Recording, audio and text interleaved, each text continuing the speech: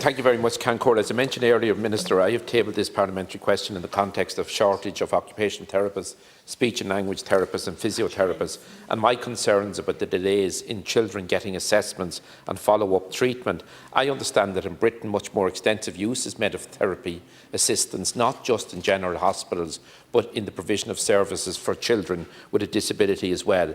I also understand that our colleges of further education provide necessary courses to enable people to gain those necessary skills or to upskill. Thank you, Deputy Minister. So I would hope that the Minister Thank could... you, Minister. Thank you very much, Deputy, for giving me the chance to answer this particular question. You're quite right. Therapy assistants work with and report to therapy managers, children's disability network managers, and work under the supervision and direction of nominated supervisors as appropriate to the healthcare area and role. While a FETEC Level 5 qualification or equivalent qualification from another jurisdiction is desirable, some staff are employed in therapy assistant roles and are undertaking further training to develop therapy assistant skills and a FETEC Level 5 qualification.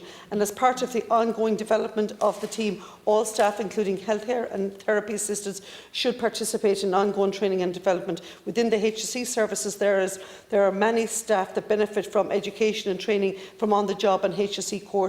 So in relation to the question you've asked me there, absolutely, there's total and utter opportunities for care assistants, therapy assistants to make up the complement of the teams within the disability network teams. In actual fact, what we want to do within our disability network teams is create a pathway for employment and career progression, and training people as well on the job, coming in at a base level, that it doesn't always have to be that senior clinician post. There is actually various opportunities right along the way, and therapy assistant post is one of them for under consideration. Smith.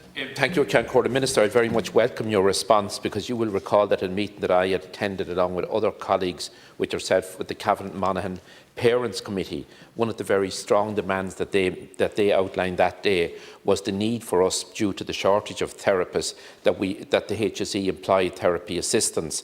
And Minister, you took it upon yourself at that meeting that you would follow up on this particular matter, and I'm very glad that you're indicating to us here tonight that there will be progress and additional services will be provided. Again, I cannot emphasise enough the desire of all of us to ensure that delays are eliminated in children getting assessments and getting follow-up treatment. And Minister, that day in meetings in County Cavan and Monaghan as well, you listened to the passion and the concern and the worry of so many parents who are doing everything possible to give the best possible chance to children with a disability. And sadly today, too many children don't get their appropriate school setting because of delays in getting assessments and treatment. So hopefully that could be reversed. You could conclude, Minister. Thank you very much, Deputy. And as I say again, it is a whole of Department of Health response here, and I'm ably supported by Minister Donnelly and Minister Butler in trying to find those solutions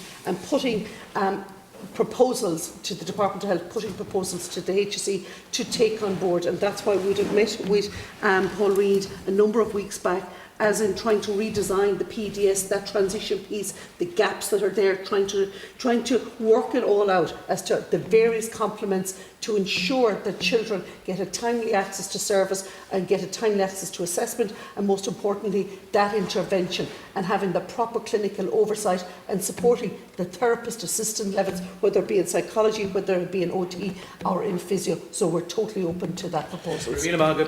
Thank you very much, Cancor. And again, I thank the Minister. Minister, you mentioned in your introductory answer, you referred to on-the-job learning, continuous training, upskilling, and I very much welcome that, because there are a huge amount of very talented people within the General Health Service who could benefit from upskilling and on-the-job training, and who would be able then to provide additional services to people and enhance the overall delivery of services. So I think there would be a win for everybody, and particularly for the people who need the services, and they're the most important people in the discussions we have here tonight, both with Minister Donnelly and yourself. Thank you, Akan Corla.